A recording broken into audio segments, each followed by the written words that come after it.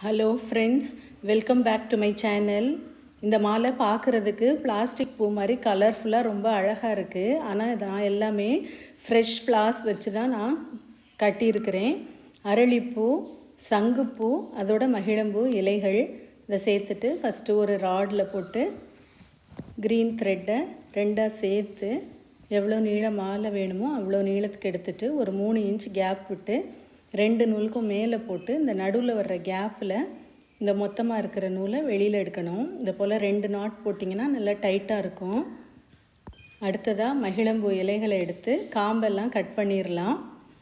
காம்பை கட் பண்ணிவிட்டு 2 அரளிப்பூவை எடுத்து சென்டரில் வச்சு மடிக்கும்போது கீழே உள்ள இலை கொஞ்சம் லெங்க்த்தியாக இருக்கிற மாதிரி பார்த்துக்கோங்க.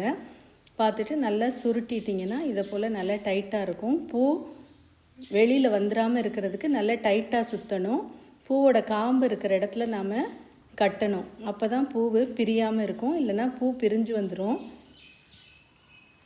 நல்லா டைட்டாக சுற்றுங்க. மகிழம்பூ இலை தான் இல்லை, உங்கள்கிட்ட என்ன இலை இருக்குதோ அந்த இலையை யூஸ் பண்ணி நம்ம இது போல் கட்டலாம். வெத்தலை வச்சு வேணாலும் கட்டலாம். அடுத்ததாக இலையோட நடுவில் சங்குப்பூவை வச்சு 2ஆக மடித்து நல்லா டைட்டாக சுற்றிக்கோங்க.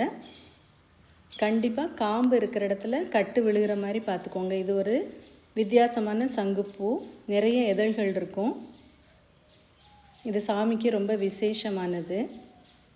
இதை 2 நூலுக்கும் நடுவில் வச்சுட்டு லெஃப்ட் ஹேண்டில் டைட்டாக பிடிச்சிட்டு ரைட் ஹேண்டில் த்ரெட்டை எடுத்து 2 நூலுக்கும் மேலே போட்டு நடுவில் வர்ற கேப்பில் வெளியில் எடுக்கணும். ஒரு பூவுக்கும் 2 நாட் போடுங்க. அப்போ தான் நல்லா டைட்டாக இருக்கும். பூவையும் நல்லா டைட்டாக பிடிச்சி சுற்றுங்க, இல்லைன்னா பிரிஞ்சு வந்துடும்.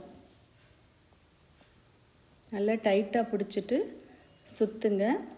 பூவில் 3/4 வாசி இலைக்குள்ளே போகிற மாதிரி வச்சுக்கோங்க. ரொம்ப கம்மியாக தான் வெளியில் தெரியணும். அப்போ தான் உங்களுக்கு காம்பு நல்லா டைட்டாகவும் பிரிஞ்சு வராமலும் இருக்கும். இதே போல் அரளிப்பூவையும் சங்குப்பூவையும் மாற்றி மாற்றி எவ்வளோ நீள மாலை வேணுமோ அவ்வளோ நீளத்துக்கு கட்டலாம். இது சாமிக்கு போடும்போது ஆரம் மாதிரி இருக்கும். சாமி படத்துக்கும் போடலாம், சாமி சிலைக்கும் போடலாம். இன்றைக்கி திருவாசக முற்றோதல் இருக்குது, அதனால் நான் மாணிக்க வாசகர் படத்துக்கு தான் இதை போல் கட்டிகிட்ருக்கிறேன். இப்போ உங்களுக்கு கிளியராக புரிஞ்சிருக்கும்னு நினைக்கிறேன். ஏதாச்சும் டவுட்ஸ் இருந்ததுன்னா கமெண்ட் பண்ணுங்கள். இந்த வீடியோ பிடிச்சிருந்ததுன்னா லைக் பண்ணுங்கள், உங்கள் ஃப்ரெண்ட்ஸ் கூட ஷேர் பண்ணுங்கள். இது வரைக்கும் பூங்கொடிஸ் சேனலுக்கு சப்ஸ்கிரைப் பண்ணாதவங்க சப்ஸ்கிரைப் பண்ணிக்கோங்க. அப்படியே பக்கத்தில் உள்ள பெல் ஐக்கானை கிளிக் பண்ணிக்கோங்க. அப்போ தான் நான் போஸ்ட் பண்ணுற வீடியோஸோட நோட்டிஃபிகேஷன்ஸ் உங்களுக்கு உடனே வரும். ஏற்கனவே நிறைய மாலைகள் கட்டி வீடியோஸ் எல்லாம் போஸ்ட் பண்ணியிருக்கேன். அதோட லிங்க்ஸ் எல்லாம் நான் டிஸ்கிரிப்ஷனில் கொடுத்துருக்குறேன்.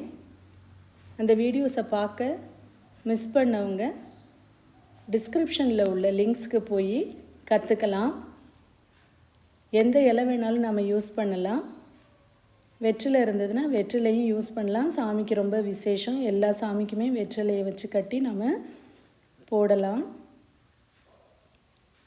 பிங்க்கில் ஆரம்பித்தேன், ஸோ பிங்க்லேயும் முடிச்சிருக்கிறேன். பின்னால் அன்ஈவனாக இருக்கக்கூடிய இந்த இலைகளை நம்ம கட் பண்ணிடலாம். லைட்டாக ட்ரிம் பண்ணி விட்டிங்கன்னா மாலை பார்க்குறதுக்கு அழகாக இருக்கும். நம்ம கோயிலுக்கு எடுத்துகிட்டு போகும்போது இதை போல் சுற்றி எடுத்துகிட்டு போகணும்.